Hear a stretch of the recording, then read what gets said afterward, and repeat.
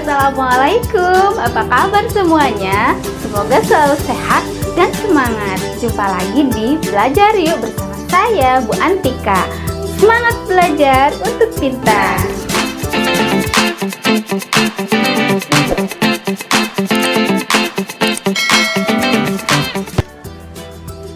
Terima kasih tak terhingga untuk ayah bunda hebat yang selalu mendampingi putra-putrinya untuk belajar di rumah. Anak-anak, jangan lupa untuk selalu 3M. Mencuci tangan, memakai masker, dan menjaga jarak guna memutus rantai COVID-19.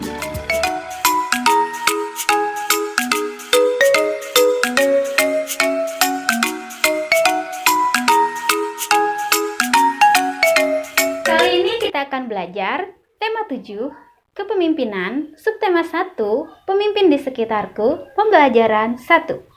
Sebelum belajar, alangkah baiknya kita berdoa terlebih dahulu. Ayo kita angkat tangannya dan kita berdoa bersama-sama. Bismillahirrohmanirrohim. Raditu billahi robba wabil islami dina wabi muhammadin nabiyya wa rasulah rabbi zidni ilman warzuqni fahman amin. Materi kita hari ini yaitu Bahasa Indonesia KD 3.3, menggali isi teks pidato yang didengar dan dibaca. Untuk muatan IPA, KD 3.2 menghubungkan ciri pubertas pada laki-laki dan perempuan dengan kesehatan reproduksi. KD 4.2 menyajikan karya tentang cara menyikapi masa pubertas yang dialami. Pemimpin itu apa ya? Ada yang tahu? Nah, bagi kamu yang ingin tahu apa itu pemimpin, pemimpin adalah seseorang pribadi yang memiliki kecakapan dan kelebihan dalam satu bidang, sehingga pribadi ini mampu mempengaruhi banyak orang untuk bersama-sama melakukan aktivitas-aktivitas tertentu demi meraih satu atau beberapa pencapaian yang sudah ditetapkan. Jadi sekarang sudah paham kan apa itu pemimpin? Lalu, adakah pemimpin di sekitarmu? Ada tidak ya? Pasti ada. Ketua kelas, kepala rumah tangga, ketua RT, ketua RW, kepala desa, kepala sekolah, bahkan ketua kerja kelompok adalah pemimpin di sekitar kita. Coba amati gambar berikut ini. Kegiatan apakah yang mereka lakukan? Ya betul, mereka sedang bermusyawarah atau rapat yang dipimpin oleh seorang ketua RT. Lalu, apa yang seharusnya dilakukan oleh seorang pemimpin? Anak-anak, pemimpin yang baik tidak memaksakan segala gagasan kepada anggota yang dipimpinnya. Kira-kira siapa di antara kalian yang ingin jadi pemimpin?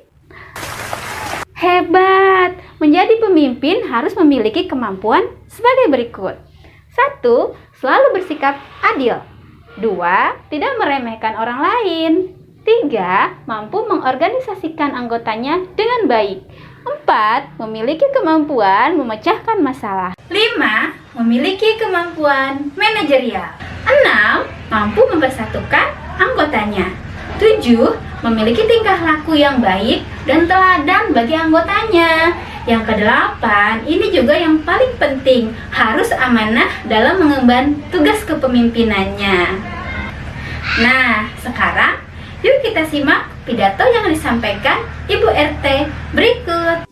Ibu RT sang pemersatu. Kampung Sehat Melati menjadi kampung percontohan. Kampung ini sering dikunjungi masyarakat dari berbagai penjuru.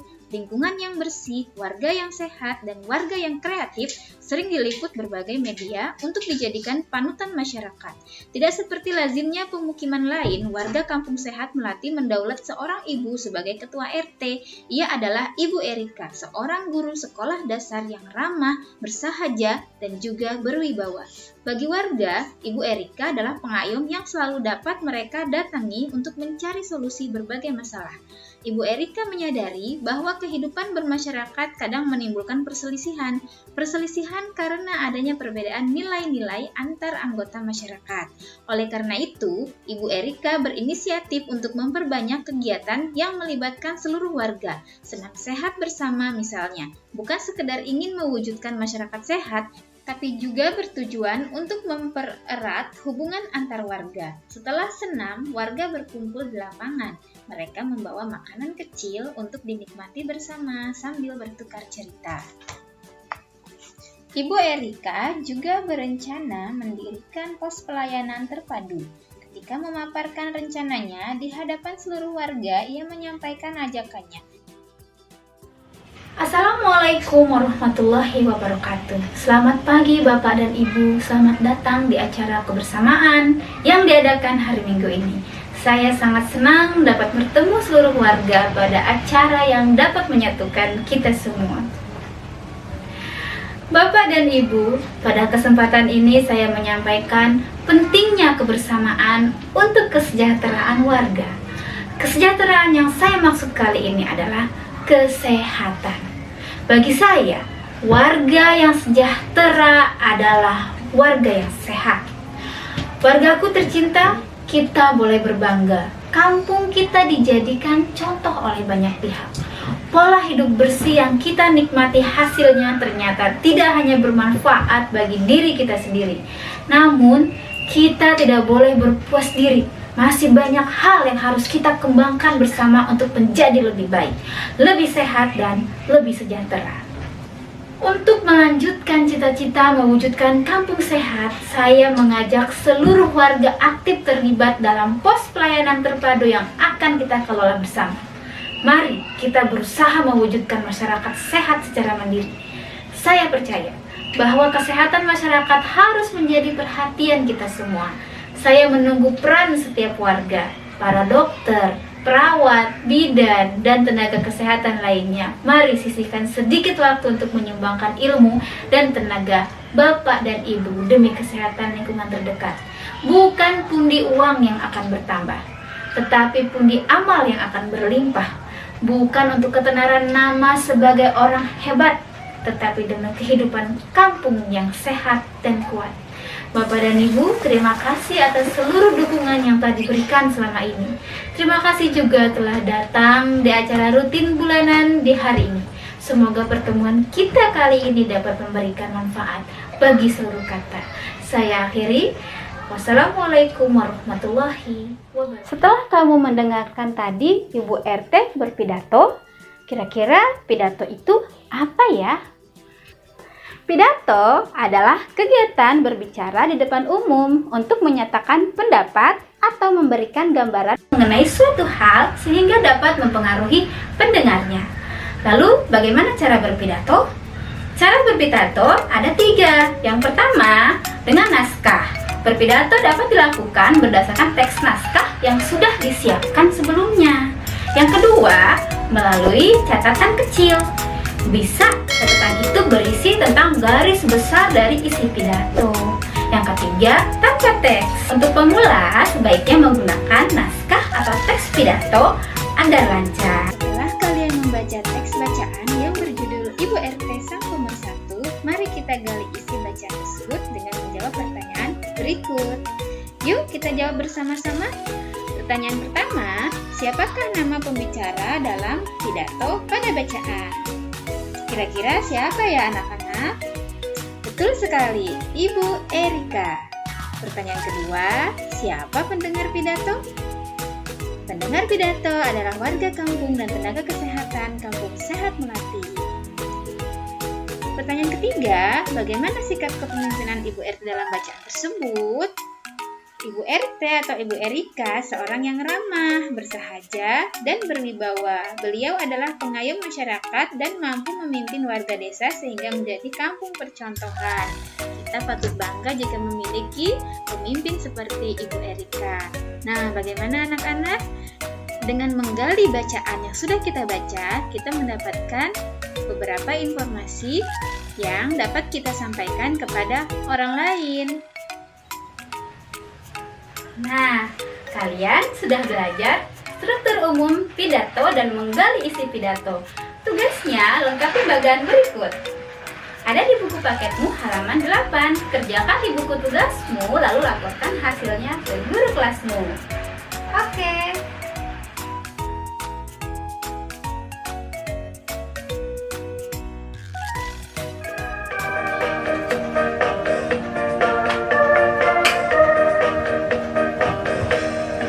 Struktur umum pidato. 1. Salam pembuka. 2. Ucapan syukur pada Tuhan. 3. Isi pidato. 4. Penutup pidato. 5. Janganlah lupa salam penutup. Anak-anak, ayo kita amati gambar berikut. Apakah perbedaan fisik laki-laki sebelum dan setelah masa pubertas? Sebelum masa pubertas, fisik laki-laki belum tumbuh jakun. Setelah masa pubertas, tumbuh jakun. Kemudian, sebelum masa pubertas, dada laki-laki belum bidang. Setelah masa pubertas, dada lebih bidang. Sebelum masa pubertas, suara laki-laki kecil atau nyaring. Setelah masa pubertas, suara akan membesar. Kemudian, rambut laki-laki sebelum masa pubertas belum tumbuh. Sedangkan setelah masa pubertas, tumbuh lebat di kaki, dada, ketiak, dan lain-lain. Sebelum masa pubertas, kumis dan janggut belum tumbuh. Dan setelah masa pubertas, tumbuh kumis dan janggut.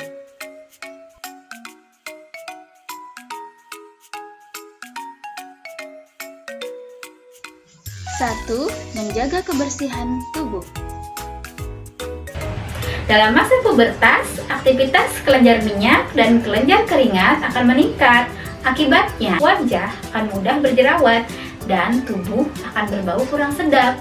Mandilah 2 kali sehari dan kenakan pakaian yang mudah menyerap keringat apabila keringatmu berlebih. Bersihkan tubuhmu dan gantilah pakaianmu. Pakaian yang lembab oleh keringat menjadi sarang kuman. Kuman dapat menyebabkan bau tidak sedap dan menimbulkan penyakit kulit. Yang kedua adalah menjaga kesehatan dan memilih makanan sehat serta berolahraga. Makanan diperlukan untuk pertumbuhan badan. Pilihlah makanan yang berasal dari bahan-bahan yang segar dan diolah dengan cara yang sehat. Misalnya tanpa pengawet, pemanis buatan, atau penyedap rasa. Perbanyak pula minum air putih untuk menggantikan cairan tubuh yang keluar berupa keringat. Yang ketiga, hati-hati dalam bergaul dengan lawan jenis. Pada masa puber, organ reproduksi telah aktif. Oleh karena itu, sebaiknya kamu bergaul dengan lawan jenis dalam batas yang wajar. Hindari berdua-duaan antara laki-laki dan perempuan. Ingat ya. Yang keempat, memilih bacaan dan tontonan yang sesuai umurmu. Saat ini, kita tahu akses untuk bacaan dan tontonan sangat mudah kita peroleh. Namun, pilihlah bacaan dan tontonan yang baik, yang menambah wawasan dan sesuai dengan umurmu. Yang kelima, rajin beribadah sesuai agama masing-masing. Dengan rajin beribadah, kita mendekatkan diri kepada Tuhan. Kita akan mematuhi aturan-aturan agama untuk berperilaku dan berbuat sesuai tuntunan agama. Nah, di pembelajaran pada tema sebelumnya, kamu sudah belajar tentang pubertas. Baru saja kamu telah mengetahui bagaimana cara menyikapi masa pubertas. Sekarang, coba buatlah karya berbentuk poster yang berisi cara menyikapi masa pubertas. Tuliskan terlebih dahulu rencana karya yang akan kamu buat dalam bentuk seperti berikut.